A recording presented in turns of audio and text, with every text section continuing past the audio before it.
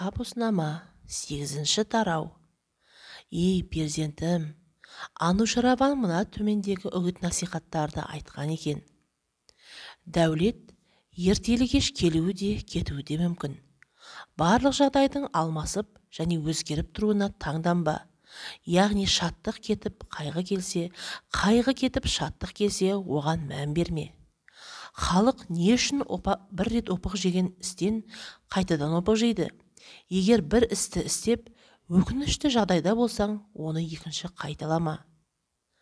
Адам тіршілігі өмір талабына сай болмаса, не үшін ол өзін тірімін деп есептейді? Халықтың қамы үшін өз рахатынан айырылған адамды дұшпан деме. Өнерсіз жанмен дос болма. Өйткені өнерсіз адам достыққа да, дұшпандыққа да жарамас. Өзін дана санаған наданнан түңіліп сақтанғын. Ащы болса да сөздің ақиқатын айт. Сырыңды дұшпан білмесін десең, досың айтпа. Құлды иесі базарға салып сатады, біреу сатып алады, ал құл әуелгісінен бостандық алған сияқтанады. Үмітсіз кісінің еккенін жегеннен аш жүрген жақсы.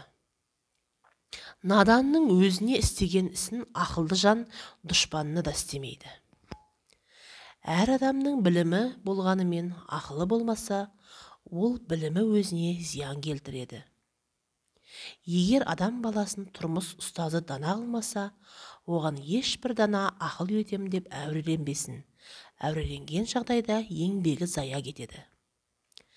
Наданнан өз тәніңді сақтағандай, одан барлық нәрсенде аулақ сақтау оңай.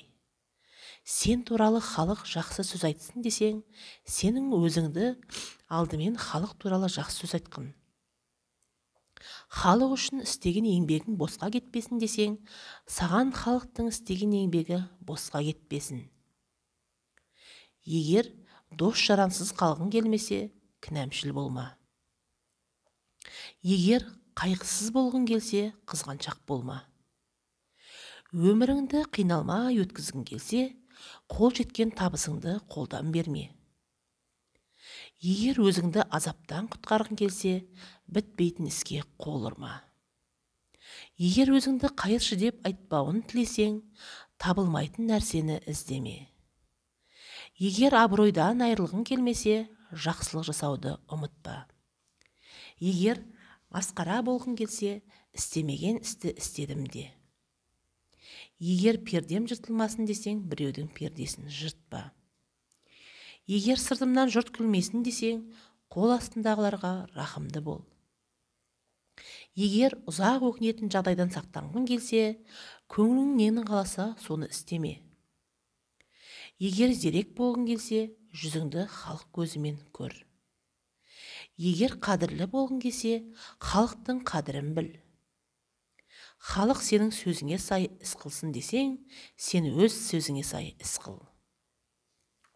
Халыққа жақсы көрінген келсе, өзіңнің құпия сырыңды ақылсыз жанға әшкере қылма.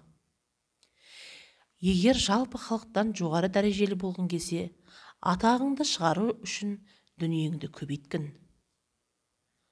Жомарттықты қаласаң, опасыз болма. Біреуден аламын деп дәмеленбе. Егер айыпсыздар қатарында болғың келсе, жеке басының қамын ойлайтын нәпсінің құлы болма. Әділеттілер қатарында болғың келсе, қол астыңдағылардың өз қамқорлығына алып топтастыра біл. Егер халықтың жаман сөздерінен өзіңді аулақ ұстағың келсе, олардан еш нәрсені зорлықпен тартып алма. Егер халықтың сүйіктісі болғың келсе, олардан еш нәрсені аяма. Егер тілім ұзын болсын десең, қолың қысқа болмасын. Ей, перзентім, Анушараван әділдің сөздері мен үлгі насихаттары міне осылар. Бұларды оқы және ардақтай біл. Бұл сөздерден данышпандық салтанатының иісі аңқып тұр. Бұл сөз дананың әрі патшаның сөзі. Барлық ілімді жігіттік шағында оқып білгін.